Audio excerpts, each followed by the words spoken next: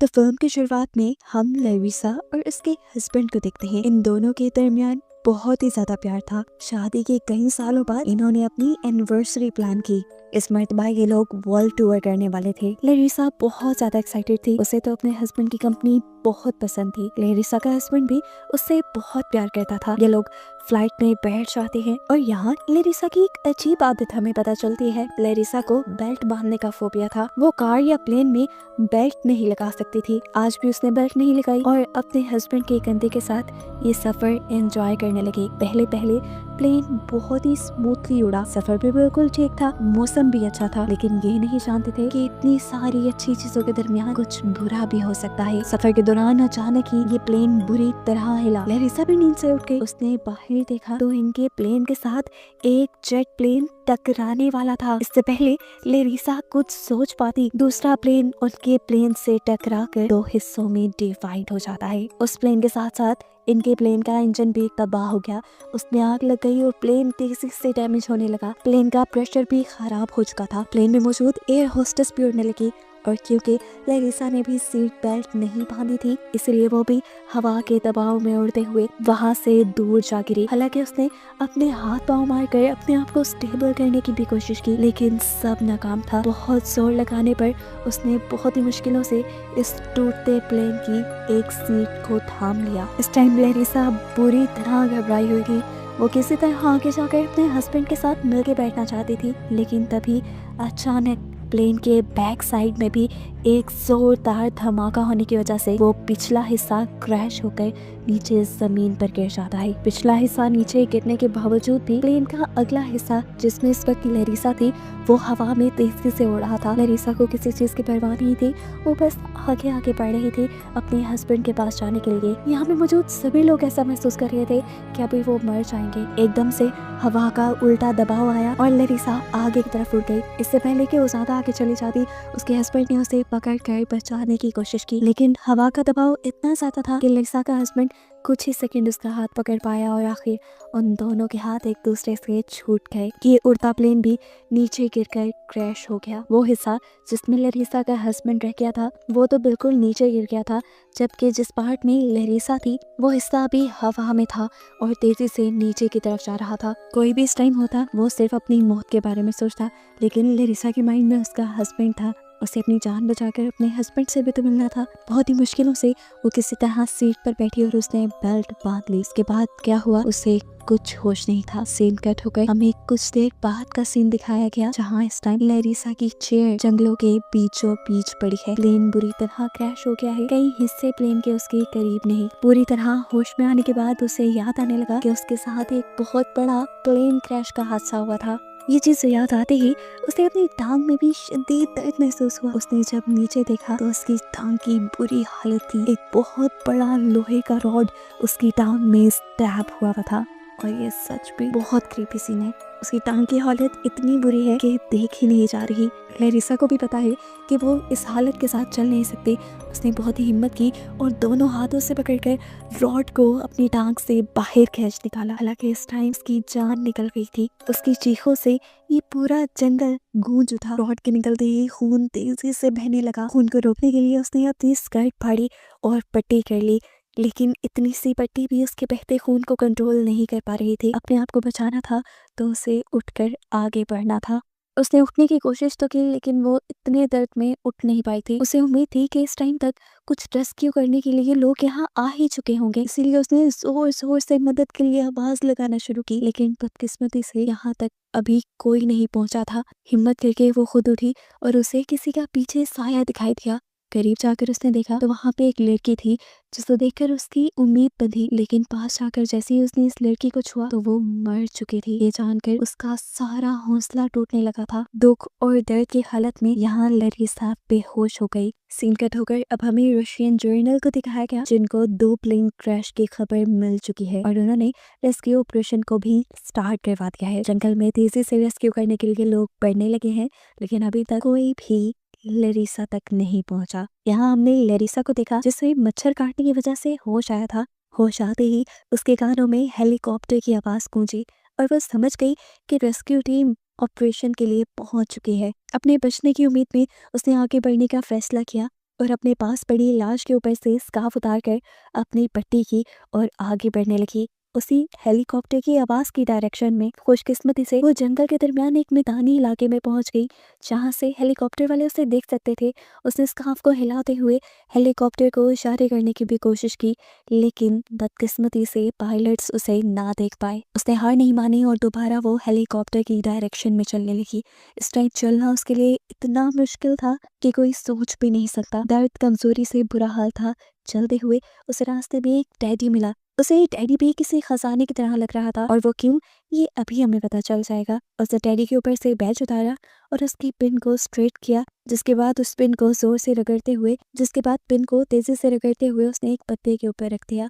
इस पिन और पत्ते ने बिल्कुल एक कंपास की तरह काम किया था। ये ट्रिक उसे उसके हस्बैंड ने सिखाई थी जब वो कैंपिंग के लिए गए थे, और आज यही ट्रिक उसकी जान बचा रही थी। इस पत्ते की बताई डायरेक्शन ने फाइनली उसे एक नदी तक तो पहुंचा ही दिया था, जिसमें साफ पीने का पानी आ रहा था। सर्वाइवल के लिए पानी बहुत जरूरी था।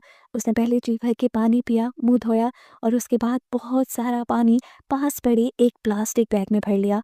ये पानी भरने के बाद वो वापस उसी जगह गई जहाँ पर उसका प्लेन क्रैश हुआ था, जहाँ उसकी सीट थी। यहाँ उसने मरी हुई औरत का कोट निकाल कर पहना, क्योंकि सर्दी बहुत ज्यादा थी। जिसके बाद उसने पास से एक छड़ी उठाकर अपने पानी के बैग को उस छड़ी से बांध लिया, जिस छड़ी के सहारे अब वो आगे बढ़ने लगी। बहुत ही एहतियात से खतरों का सामना करते हुए वो आगे बढ़ रही थी। रास्ते में बहुत से खतरे थे, जिसकी वजह से उसे ज्यादा एहतियात करनी पड़ रही थी। कई घंटों के सफर के बाद वो सारे खतरों का सामना करते हुए थकते थकाते आखिर जंगल से बाहर एक खुले मैदान में पहुंच गई। लेकिन वो नहीं जानती थी ये जंगल से भी ज्यादा खतरनाक है, क्योंकि ये जगह थी एक दलदल, जिसने फौरन ही लरीसा को अपने अंदर खींच लिया था। लरीसा तड़पने लगी।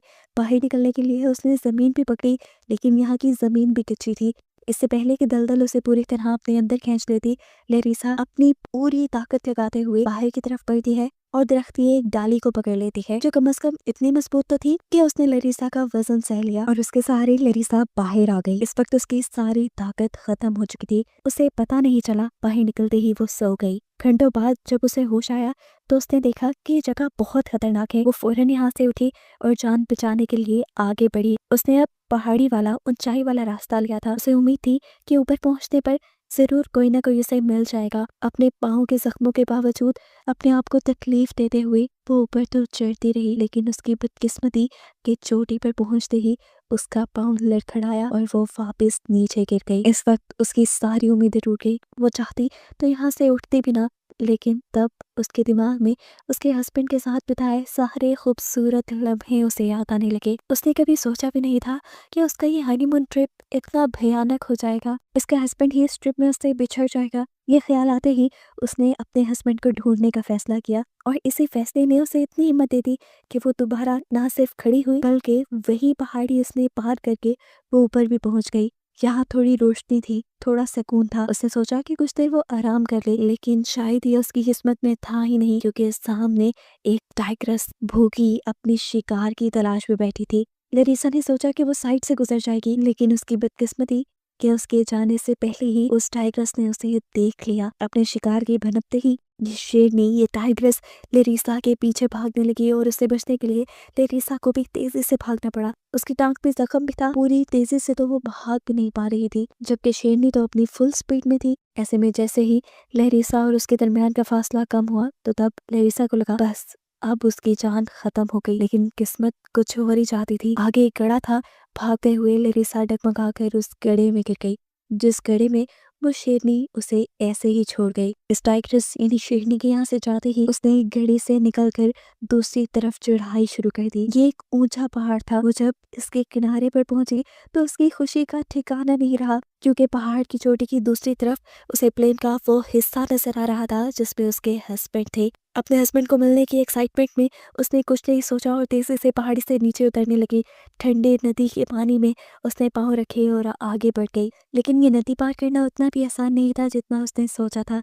जैसे ही नदी गहरी हुई, पानी का बहाव उसे अपने साथ बहा ले गया और बर्फीले पानी ने उसका सारा खून जमा दिया। हिम्मत करके वो किसी तरह अपने रास्ते में नदी में आने वाले पत्थर को पकड़कर पानी के बहाव से बच तो गई, लेकिन अब तकलीफ में आगे बढ़ना उसके लिए मुश्किल था। तैरते हुए, चीजों को पकड़ते हुए वो किनारे तक पहुंच ही गई, जहाँ प्लेन का मलबा था। वो इस आस में थी कि उसे अपने हस्बैंड दिख जाएंगे, लेकिन यहाँ तो एक खतरनाक मंजर था। उसे दिखी एक लाश जो तकरीबन सड़ चुकी थी, क्योंकि आज उस हादसे को हुए 3 दिन गुजर चुके थे। ये पायलट की लाश थी। खैर, पायलट के डेक के पास उसे इमरजेंसी गन मिली। ये फ्लेयर गन थी जिसकी 2 बुलेट्स भी थी। अपनी जान बचाने के लिए उसने हिम्मत जुटाकर एक बुलेट फायर कर दी, लेकिन बदकिस्मती से यहाँ देखने वाला कोई भी नहीं था और यहाँ उसने फैसला किया कि वो दूसरी बुलेट ऊंचाई पे जाकर चलाएगी, जहाँ से किसी के देखने की उसे उम्मीद होगी। आगे बढ़ते हुए सफर में उसके पाँव से कुछ टकराया। ये बैग था उसके हस्बैंड का ही बैग, जिसमें उसके हस्बैंड ने उसके लिए काफी सारे स्केचेस बनाए हुए थे। ये देखकर उसको उम्मीद थी किरण जाके। उसे पता चल गया कि उसके हस्बैंड यही के करीब है।